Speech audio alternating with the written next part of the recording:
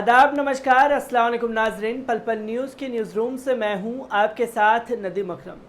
मौजूदा दौर में ये सिनेरियो रहा है कि मुसलमानों को टारगेट किया जाए। बीते 6-7 सालों से ये चीज़ें ज़्यादा बढ़ी हैं। या तो मॉब लिंचिंग की घटनाओं को बढ़ावा दिया गया है या मंदिर मस्जिद के फेर में कानून का इस्तेमाल करके ये दिखाने की कोशिश की है कि मुसलमानों की एक बड़ी हार हुई है। पर इसी के साथ साथ सबसे बड़ी बात, जितना मुसलमानों को ये सरकार नीचा दिखाएगी उतना इनकी पार्टी का वर्चस्व बढ़ेगा। पर सारी हदें पार कर दी जाती हैं जब मुसलमानों को टारगेट करके मन भर जाता है। मुसलमान उसके ऊपर ना तो विवाद पैदा करता है और ना ही सामने वाली पार्टी को कोई मौका देता है। पर बवाल तब शुरू हो जाता है जब इस्लाम पर सवाल खड़े किए जाते हैं या हजरत मोहम्मद सल्लल्लाहु अलैहि वसल्लम के किरदार को दिखाने की कोशिश की जाती है। तो बवाल मचा है भारत में, क्योंकि ईरान में द मैसेंजर ऑफ गॉड, जिसके डायरेक्टर हैं माजिद मजीदी, जिन्होंने इस फिल्म का ट्रेलर लॉन्च किया और ईरान की भाषा में लॉन्च किया, पर हमारी सरकार ने क्या काम किया है उसके बारे में भी जानना बहुत ज़रूरी है।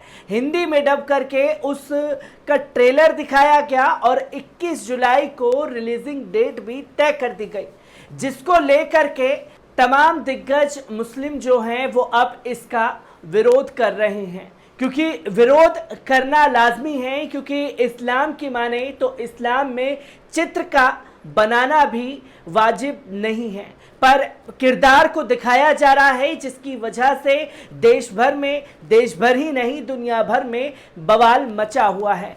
इसी पर मौलाना तौकीर रज़ा खान ने एक बड़ा ऐलान कर दिया है इस मूवी को लेकर के, जिसके बारे में मौलाना तौकीर रज़ा खान ने क्या कुछ कहा है, एक बार उस पर नज़र डाल लीजिए।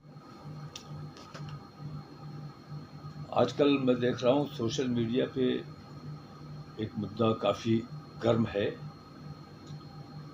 कि मैसेंजर ऑफ गॉड नाम की एक फिल्म हिंदुस्तान में रिलीज होने जा रही है। हमारे लोगों की जानकारी में जब आया तो प्रधानमंत्री के नाम ज्ञापन भी दिया गया और मांग की गई कि इस फिल्म को हिंदुस्तान में रिलीज होने से रोका जाए। लेकिन इस फिल्म के हवाले से मुझे ये ख्याल हुआ कि इस फिल्म की सिलसिले में 2015 में शायद ये लोग ईरान से इस फिल्म को ख़रीद के लाए थे। बड़ा ग्रुप था और हिंदुस्तान में बहुत आला पैमाने पे इस फिल्म की रिलीज़ का प्रोग्राम बनाया गया था। लेकिन वो शरीफ और अच्छे लोग थे, उन्होंने मुझसे भी रब्ता किया और मुझ जैसे और भी कई लोगों से रब्ता किया और उन लोगों को बुलाया और उन्होंने दरख्वास्त की कि एक बार इस फिल्म को देख लें, अगर इजाज़त दी जाएगी तो इस फिल्म को हिंदुस्तान में रिलीज़ किया जाएगा। तो उनकी दरख्वास्त पे हमने बम्बई में शो किया गया और जिम्मेदार लोगों ने उस फिल्म को देखा और ये तय किया कि इस फिल्म को रिलीज़ किया जाना किसी भी हालत में मुनासिब नहीं है। और मैं बहुत इस बात से खुश हुआ कि हम लोगों ने सिर्फ एक बार उनसे कहा, जो करोड़ों रुपया इस फिल्म को रिलीज़ करने के लिए और ख़रीद के लाने में जो खर्च कर चुके थे, हमारे एक बार मना करने से उन्होंने बिला चूओ चारा फ़ौरन बात को मान लिया और रिलीज़ करने से इनकार कर दिया। और वो फिल्म आज भी उस फिल्म के इख्तियारात उन्हीं लोगों के पास हैं। तो मेरे जब ये जानकारी में आया कि इस फिल्म को दोबारा सोशल मीडिया पे रिलीज़ करने की कोशिश की जा रही है और डॉन नाम की कोई कंपनी है जो इसका ट्रेलर भी दिखाया जा रहा था और तारीख शायद उसकी 21 जुलाई रिलीज़ की तारीख उन्होंने डिक्लेयर की थी। तो मैंने उन लोगों से रब्ता किया जिन लोगों ने इस फिल्म की बात की थी आज मेरी उन लोगों से बात हुई तो उन्होंने ये यकीन दहानी की कि उस फिल्म के इख्तियारात हिंदुस्तान में रिलीज़ होने के उनके पास हैं, उनकी मिल्कियत है और कोई भी दूसरी कंपनी उसे किसी भी हालत में रिलीज़ नहीं कर सकती। मेरे कहने पर उन्होंने डॉन कंपनी को लीगल नोटिस भी जारी कर दिया कि आपने किसकी इजाज़त से ये ट्रेलर जारी किया और किसकी इजाज़त से रिलीज़ की तारीख डिक्लेयर की। तो उनको लीगल नोटिस जारी हो गया है, पोर्टल पे से वो सारी तफसील हटा भी दी गई है और मैं वादा करता हूँ, मुसलमानों में जो मैंने बेचैनी देखी तो मैंने मुनासिब समझा कि जो ज़िम्मेदार लोग हैं उनसे बात करूं। उन लोगों ने मुझे यकीन दहानी की है कि इस फिल्म को बिला इजाज़त और बिला मशवरे के किसी भी हालत में हिंदुस्तान में रिलीज़ नहीं किया जाएगा। तो हुकूमत से मांग करना, असल में जो मालिक है उनसे बात हो गई है और हिंदुस्तान में उस फिल्म के इख्तियारात जिन लोगों के पास है, ख़ास तौर से मेरी अभी जमील अहमद साहब से बात हुई और उन्होंने मुझसे वादा किया है कि अगर ऐसी कोई नौबत आती है तो एक बार फिर राय मशवरा किया जाए। हिंदुस्तान में बहुत आला पैमाने पे रिलीज़ का प्रोग्राम था और पूरे हिंदुस्तान के तमाम शहरों में उसको रिलीज़ किया जाना था, सिनेमा हॉल्स में। हमारे एक बार मना करने से उन लोगों ने बात को मान लिया और आज तक वो फिल्म डिब्बों में बंद है, उसको रिलीज़ नहीं किया गया है।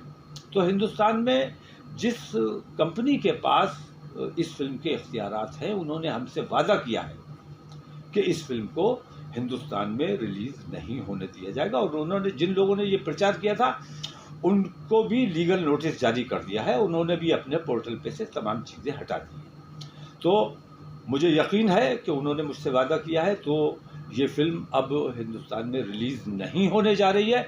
लेकिन खुदा ना करे अगर कहीं कोई ऊंच नीच होती है और ये फिल्म रिलीज़ की जाती है तो यकीनन मुसलमानों में जो मैंने बेचैनी देखी है उसको देखते हुए मुझे लगता है कि मुसलमानों की उस बेचैनी की वजह से ही ये फिल्म रिलीज़ नहीं हो सकेगी और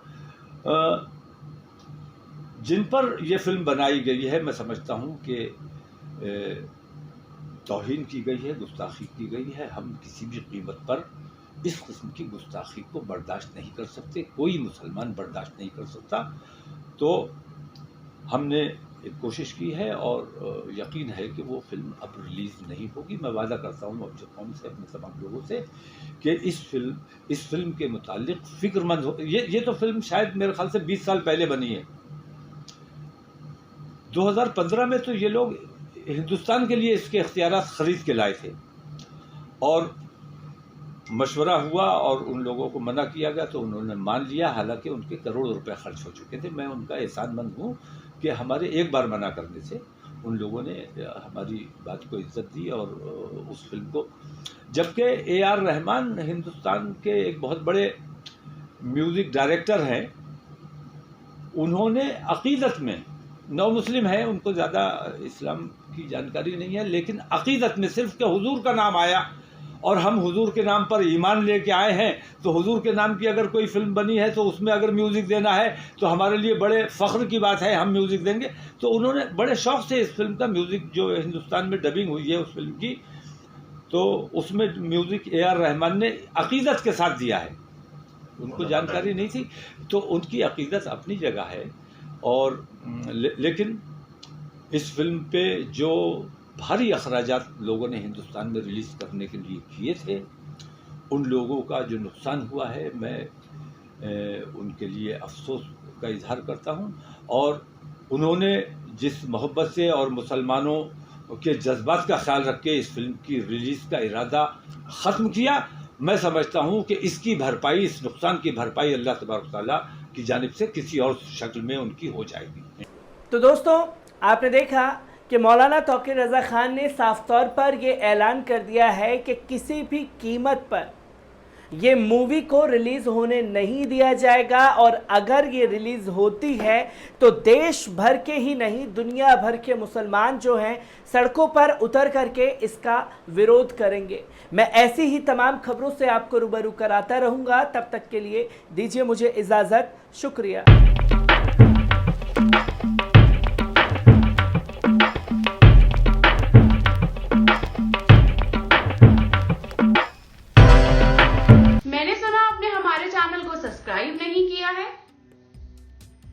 है क्या? हमारे चैनल को अभी सब्सक्राइब करिए और साइड में जो घंटी दी गई है ना, उसे भी झट से दबा दीजिए। जानते हैं क्यों? क्योंकि हम आपकी आवाज को उठा रहे हैं और लगातार आपके मुद्दों पर उन लोगों से सवाल पूछ रहे हैं जो सत्ता की गुलामी करने पे मजबूर हैं। तो अभी हमारे चैनल को सब्सक्राइब करें और साइड में दी गई डोर बेल को दबाएं।